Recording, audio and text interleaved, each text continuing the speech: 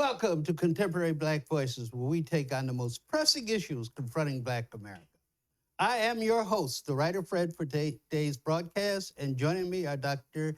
Ann Scholar and the lovely Miss Sharon, Dr. Sharon Michael Chadwell, best-selling author Caleb Alexander, and business and community leader Chris Dawkins, my nemesis. This weekend is the annual birthday celebration of Dr. Martin Luther King Jr. Here in San Antonio, Texas, we will have the largest MLK march in the country. The purpose of the march is to reunite the spirit of Dr. King and all his accomplishments, the most notable leading the fight for integration throughout the South. However, over the past years, many activists and scholars have begun to question, was integration the right approach for Black America in this country? And if not integration, what? Will these debunkers of King's accomplishments argue that we should have remained in a state of segregation? Or what exactly could we have done to move out of the state of apartheid that existed from 1876 to 1964 when Congress passed the Civil Rights Act? Well, with us this morning to join in the discussion is one of the most respected community leaders and civil rights activists, and it's a great question to ask him because he is a civil rights activist, Brother Farrell Clark. Thank you, Brother Clark, for joining us. Thank you for having me. Okay, let's first of all tell our viewers something about you. Something about me. Yeah, what do you do? What's your? I consider myself a civil rights activist. Starting in about 2017 was my first time getting involved in the community. At that time, it was about a statue, a Confederate statue that people wanted removed from Travis Park. Right. I got involved in that argument and was able to go down to City Council and get a lot of people together, and we were effectively able to have that statue removed. And from that moment on, I started to understand the power that we as individuals had and understand the importance of organizing and getting our community together. And from that moment on, I think out of every title that I've had in my life, civil rights has become number one. Okay. Well, with that said, let's jump right into it because civil rights was a mainstay of Dr. King. Definitely. And Dr. King, all the way through his life, even though some people argue, well, he made the speech says, I think I'm integrating my people into a burning something. And they say he was turning against integration. He really wasn't. He stayed, believe integration. I see my brother over there, Caleb. It's about to happen. It's about to get down, folks. Keep tuned. Keep it tuned. It's about to happen. Dr. King never moved away from thinking integration was the best for us as Black people. So today you're an expert, so we want to get your opinion. What do you think about that particular argument? I think that integration was the right thing to do. I've heard the arguments on both sides and understand the arguments on both sides, but the reality is if we would have stayed integrated, we would have stayed segregated as a Black community, it allows the other side to have a lot of upper hand on where you go, your accomplishments, and just as we know with Black Wall Street, even had we stayed segregated and had our communities become thriving, all we would have had was the enemy come in and destroy those accomplishments for us. So I don't believe that segregation was right. I think integration was the right way to go because when you're integrated, even with the enemy, there's a certain level of it's almost like the saying, a rising tide floats all ships. When we're integrated, every win that America has, whether they like it or not, we as Black people still share it. If we were to buy into this, staying in our own community, staying by ourselves, America would be going up, and they would ensure that Black people stayed here. What we have now is, sure, we still have a lot of remnants of white supremacy trying to control Black people and their rise or failure.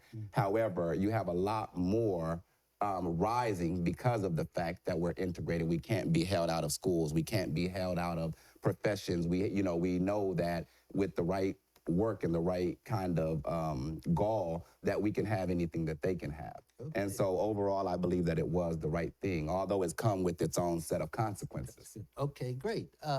Dr. Chadwell, you have a question for our guest? Yeah, you were talking about how integration kind of minimize uh, uh, those effects to where blacks couldn't do certain things based on, if they were if they were segregated, could have been held down basically in movement more so than if they're integrated with quote unquote the enemy. Right. So if that's the case, first of all, integration might have had a decentralization effect on the culture of the Black community. And then if that's I'm gonna make that a hypothesis, okay? If that's the case, then why isn't the same thought process shown to Hispanic communities where you can see they're integrated in community, but they also are segregated as well. You can go to a Black community, you can go to an Asian community, you can go to an African community. But in terms of the African American community, we're kind of like beans. Someone put us in a cup, and we're just all over the place. So there had to have been some type of decentralization effect in terms of cultural mindset. What are your thoughts about that? I think that you are correct in that. And where I think that we went wrong is in the fact that integration didn't mean that now all of a sudden we had to do everything that they were doing. We should have continued in our communities. We should have made sure that we were, supporting Black businesses, make sure that we're rising as a community. So I think that we want integration to be there because it gives us the power that you cannot deny. However, we still should have thought independently, which is like you mentioned to some of our other races, like, the Asians and other races that think independently, even though they live in an integrated system that says they have every right that the next man has, they also understand the power of being independent, thinking for themselves, buying from themselves, investing in themselves. And that's why we see them able to move further ahead than what we as Black Americans have been able to do so far. So what has integration done to us politically? Politically, it's given us the power to be involved politically. If you didn't have integration or only had certain areas where Blacks were able to be, then we'd have far less political power than we have now. Now, even though, again, it's not perfect, we actually see Black people in elected offices. We see Black people working for elected offices. That right there is our seat at the table.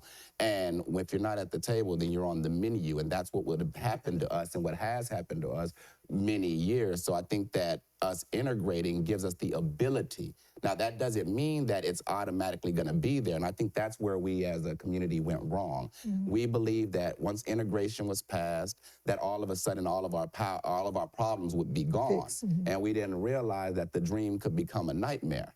And I think that had nothing to do with Dr. King. That's incumbent on all of us as a community to understand that civil rights is not something that's a one-day battle, a one-year battle. This is something that we as Black people will fight for the rest of our lives. Because in my opinion, civil rights is like a pendulum, and it swings in both directions. Yeah. And as far as you progress and swing one way, the enemy is always working just that hard to swing it back in the opposite direction. So where we, I think, as a people failed is that we didn't stay involved. Yeah, we believed that we got our win and we could go back and rest and relax. And in reality, that's not the case. The case is that it's incumbent on all of us to continue to push, continue to fight, continue to educate, and continue to win. If the moment we stop doing that, we put ourselves in a position to lose. And the powers that be, they understand that. So they want us to get comfortable being involved, and they want us to start going to sleep. We're involved in our sports and our entertainment and all these other things that we have in our lives, but we're not paying attention and we're losing focus of the thing that matters the most, which is our civil rights, because that protects every other right that we have. Okay. Chris, you have a question for our guest. First of all, good to have you, Pharaoh. You and Fred's loving what you're saying, okay? let me just say that.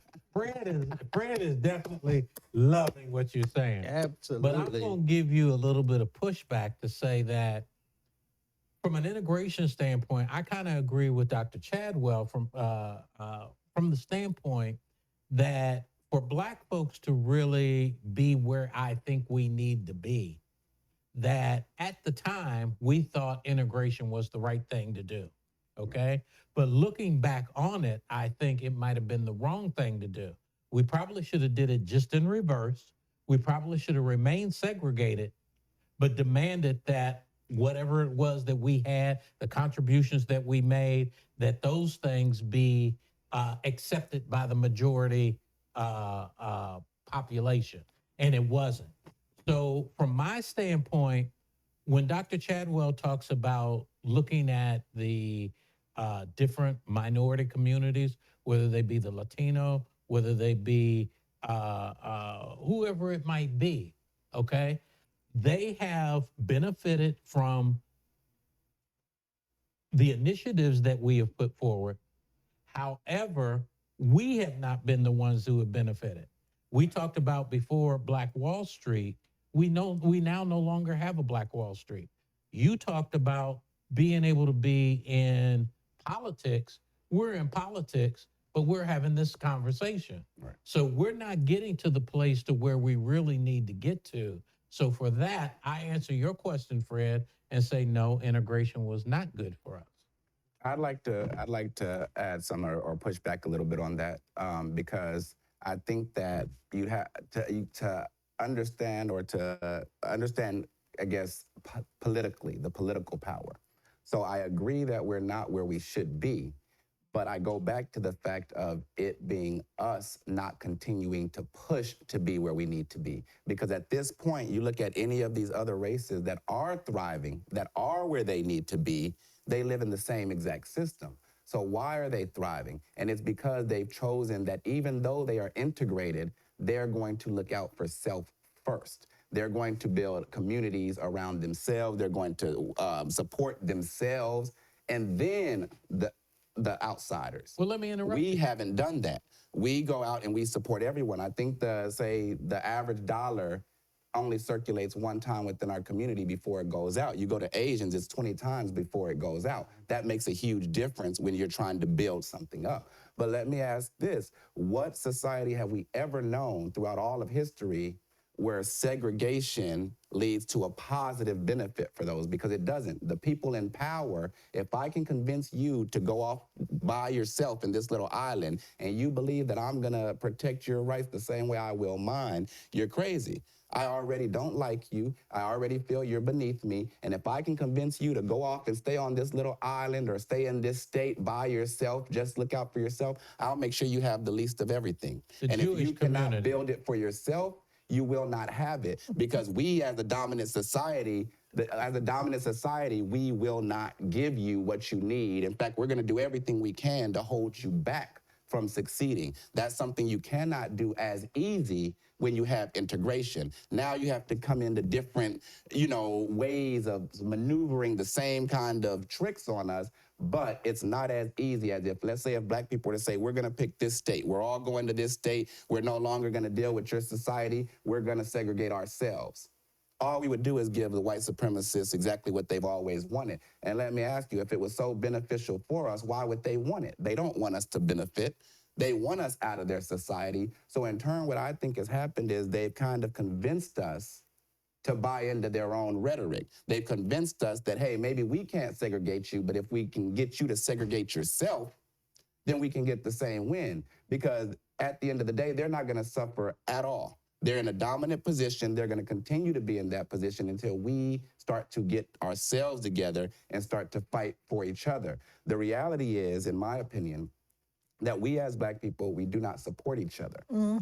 That comes to our problem with why we're always at the losing end of the stick. Because you take every other race, and it doesn't matter, you go across the board, they will always support each other. They will always stand up for each other. One thing I saw in the movement was that we don't have the same thing.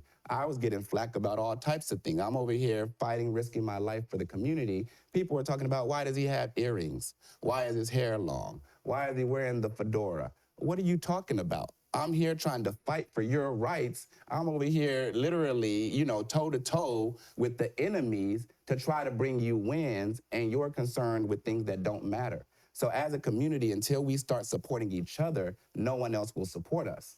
But to say that if we somehow segregate it just to ourselves, that would change anything, no, because we'll still have those in our own community that do not support each other, that want to dog and degrade each other. And so we have to kind of get into our own level of education where we're educating each other that says, I don't care what color this man has on, that's your brother.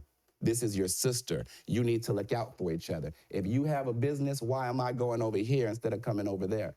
That's the mindset that we have to get in. And if we were in that mindset, we could win just as any other race has won. Because they've shown us that it's there and that it can be done, and they've done it while being integrated. None of them are segregated. They've just chosen to hang in their own community. They've chosen to spend in their own community, and it's benefited them. Okay, thank you.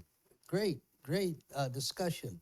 We're going to take a break, and then we're going to come back and continue our discussion here at Contemporary Black Voices.